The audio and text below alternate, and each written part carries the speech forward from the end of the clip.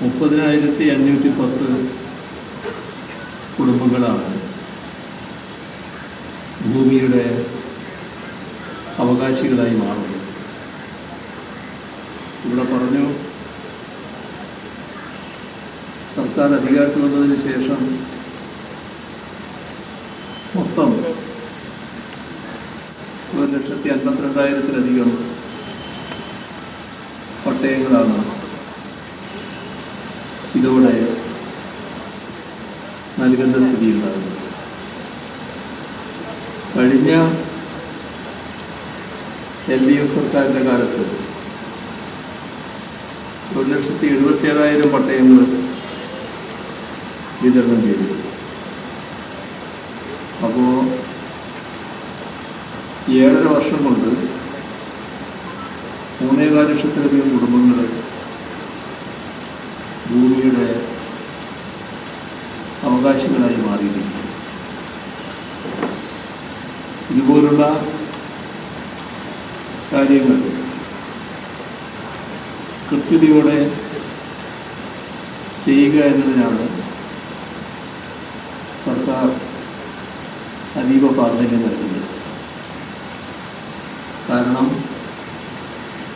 ഈ ഓരോ ആളും കുടുംബവും ദീർഘകാലമായി ഇത്തരമൊരു കാര്യം പ്രതീക്ഷിച്ച് നിൽക്കുകയാണ്. ഭൂമിയുടെ അവകാശിയായി എപ്പോൾ മാറും, അതാണ് അവരെല്ലാം ദീർഘകാലമായി ചിന്തിച്ചുകൊണ്ടിരിക്കുന്നത്. അതുകൊണ്ട് തന്നെ അർഹതയുള്ള എല്ലാവർക്കും പട്ടയം നൽകുക എന്നത് അതീവ പ്രാധാന്യമുള്ള കാര്യമായാണ് സർക്കാർ കണക്കാക്കിയിരിക്കുന്നത്. നമ്മുടെ സംസ്ഥാനം മൊത്തത്തിൽ തന്നെ ഭൂരഹിതരില്ലാത്ത കേരളം എന്ന ലക്ഷ്യത്തിലേക്ക് മുന്നേറാനുള്ള ചിട്ടയായ പ്രവർത്തനങ്ങളാണ് നാം നടത്തുന്നത്. സർക്കാർ അതിനാണ് മുൻഗണന നൽകുന്നത്. അപ്പം അതിന്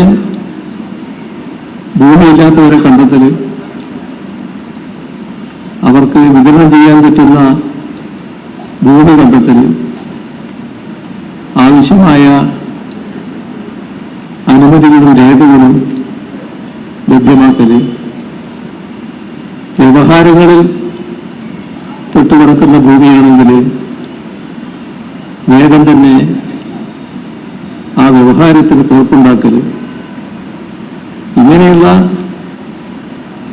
ഒട്ടേറെ കാര്യങ്ങൾ ഒരേ സമയം നിർവഹിച്ചുകൊണ്ടാണ് ഈ ഭൂവിതരണം ത്വരിതപ്പെടുത്താൻ സർക്കാരിനായിട്ടുള്ളത്.